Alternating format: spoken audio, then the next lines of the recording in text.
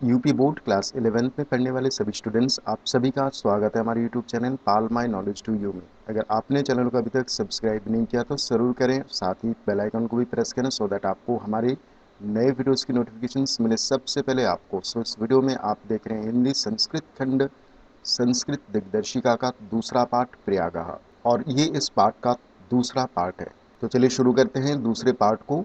गंगायाः पूर्वं पुराण प्रसिद्धस्य महाराजस्य पुरुरवसः राजधानी प्रतिष्ठानपुरं झुंसित्याधुनिका नामना प्रसिद्धमस्ति। गंगायाः अर्थात गंगा के, पूर्वम अर्थात पूर्व की ओर, पुराण प्रसिद्धस्य अर्थात पुराणों में प्रसिद्ध, महाराजस्य पुरुरवसः अर्थात महाराज पुरुरवा की राजधानी, प्रतिष्ठानपुर, झुंसित्या आधुनिकः जिसका आधुनिक नाम झुंसी अर्थात आजकल झुंसी के नाम से प्रसिद्धम अस्ति अर्थात प्रसिद्ध है। अस्य प्रतिष्ठा अद्यापि विदुषां महात्मनांच स्थित्या अक्षुण्णैव अर्थात इसकी प्रतिष्ठा अद्यापि अर्थात आज भी, विदुषाम अर्थात विद्वानों च अर्थात और, महात्मनान अर्थात महात्माओं की स्थिति अर्थात निवास से, अक्षुण्णैव अर्थात अखंडित है। तो इसका गौरव आज भी विद्वानों और महात्माओं के निवास से अखंडित है। इतिहास प्रसिद्धः नीति निपुणः मुगल शासकः अकबर नामा दिल्ल्याः पूर्वस्यां दिशि स्थितयः कड़ाजौनपुर नामकयः समृद्धयः राज्ययः निरीक्षणं दुष्करं विज्ञाय तयोर्मध्ये प्रयागे गंगा यमुनाभ्यां परिवृतं दृढ़ दुर्गम कारयत् गंगा प्रवाहाय चास्य रक्षणाय विशालं बन्धमप्यकारयत् यो अद्यापि नगरस्य गंगायाश्च मध्ये सीमा इव स्थितो अस्ति। इतिहास प्रसिद्ध अर्थात इतिहास में प्रसिद्ध, नीति निपुण अर्थात नीति कुशल, मुगल शासक अकबर नामा अर्थात अकबर नामक मुगल शासक ने, दिल्ली याहा अर्थात दिल्ली से, पूर्वस्याम अर्थात पूर्व दिशा में, दिशि स्थितयः अर्थात दिशा में स्थित, कड़ा और जौनपुर नामकयः अर्थात कड़ा और जौनपुर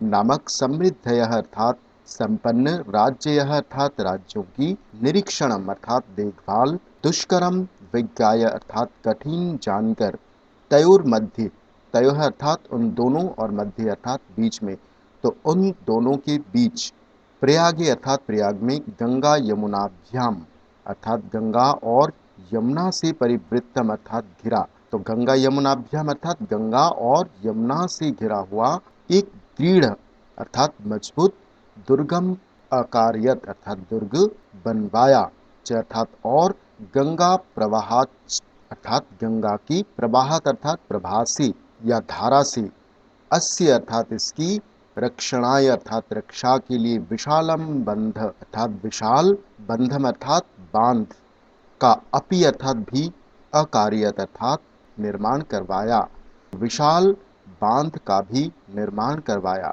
यह अर्थात जो, अद्यापि अर्थात आज भी, नगरस्य गंगायाश्च अर्थात नगर और गंगायाः अर्थात गंगा के बीच में, सीमा इव अर्थात सीमा के समान, स्थितः अस्ति अर्थात स्थित है।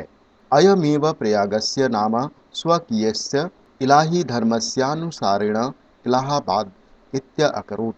अयमेव अयम प्लस इव, अयम अर्थात इस और इव अर्थात ही, तो इसी प्रयाग का नाम, स्वकीयस्य अर्थात अपने, इलाही धर्मस्यानुसारेण अर्थात अपने इलाही धर्म के अनुसार, इलाहाबाद इत्य अकरोत् अर्थात इलाहाबाद करवाया या कर दिया।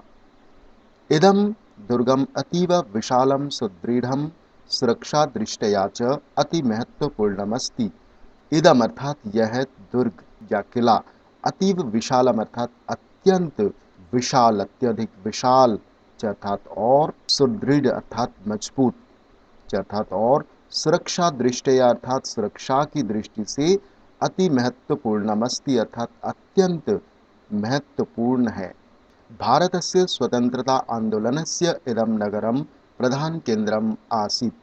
अर्थात भारत की स्वतंत्रता आंदोलन का यह नगर, इदम नगरम अर्थात यह नगर, प्रधान केंद्रम आसीत अर्थात प्रधान केंद्र था, प्रमुख केंद्र था। श्री मोतीलाल नेहरू, महामना मदन मोहन मालवीय, आजादोपनामकश्चन्द्रशेखरः अन्ये च स्वतन्त्रतासङ्ग्रामसैनिकाः अस्यामेव पावनभूमौ उषित्वा आन्दोलनस्य सञ्चालनम् अकुर्वन्। श्री मोतीलाल नेहरू, महामना मदन मोहन मालवीय, चंद्रशेखर आजाद अर्थात और चंद्रशेखर आजाद अर्थात और दूसरे स्वतंत्रता संग्राम सैनिकों ने अस्याम एव अर्थात इसी पावन भूमि अर्थात पवित्र भूमि पर उषित्वा अर्थात निवास करके आंदोलनस्य संचालनम अकुर्वन् अर्थात आंदोलन का संचालन किया। राष्ट्रीय नायकस्य पंडित जवाहरलालस्य इयं क्रीडास्थली कर्मभूमिश्च अर्थात राष्ट्रीय नायक पंडित जवाहरलाल नेहरू की यह क्रीडास्थली अर्थात और कर्मभूमि है। राष्ट्रभाषा हिंदी प्रचारे संलग्नम हिंदी साहित्य सम्मेलनम अत्र स्थितम अर्थात राष्ट्रभाषा हिंदी के प्रचार में संलग्नम अर्थात लगा हिंदी साहित्य सम्मेलन अत्र स्थितम अर्थात यहाँ स्थित है।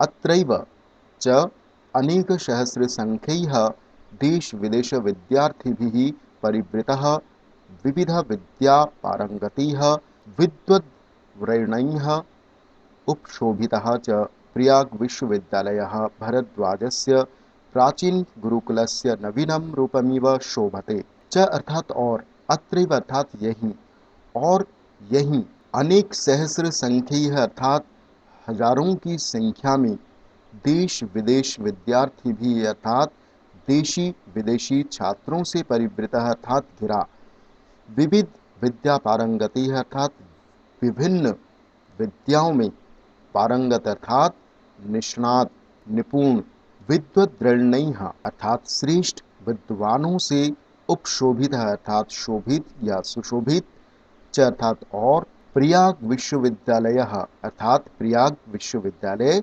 भरद्वाजस्य अर्थात भरद्वाज ऋषि के प्राचीन गुरुकुलस्य अर्थात प्राचीन गुरुकुल की नवीनम रूपमिव अर्थात नए या नवीन रूप की इव अर्थात भांति या के समान, तो नवीन रूप के समान शोभते अर्थात शोभित है। स्वतंत्री अस्मिन् भारते प्रत्येकं नागरिकाणां न्याय प्राप्तिर अधिकार घोषणामिव कुर्वन् उच्च न्यायालयः अस्य नगरस्य प्रतिष्ठां वर्धयति। अस्मिन् स्वतंत्रे भारते अर्थात इस स्वतंत्र भारत में प्रत्येकम नागरिकाणाम अर्थात प्रत्येक नागरिक के न्याय प्राप्ति है अर्थात न्याय प्राप्ति के अधिकार घोषणामिव अर्थात अधिकार की घोषणा के समान कुर्बन अर्थात करता हुआ उच्च न्यायालय अर्थात उच्च न्यायालय अस्य नगरस्य अर्थात इस नगर की प्रतिष्ठा अर्थात प्रतिष्ठा को वर्धयति अर्थात बढ़ा रहा है। एक बार फिर देख लेते हैं। तो इस स्वतंत्र भारत में प्रत्येक नागरिक के न्याय प्राप्ति है अर्थात न्याय प्राप्ति के अधिकार की ईव अर्थात के समान घोषणा के समान कुर्बन अर्थात करता हुआ उच्च न्यायालय इस नगर की प्रतिष्ठा अर्थात प्रतिष्ठा को वर्धयति अर्थात बढ़ा रहा है।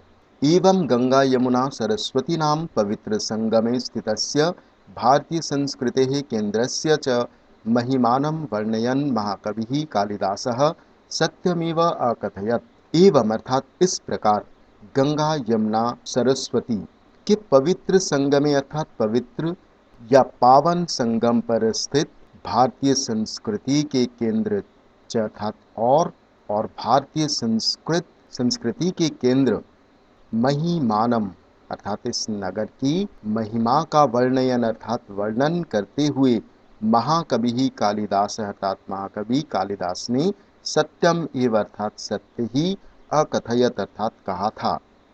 क्या कहा था देखते हैं।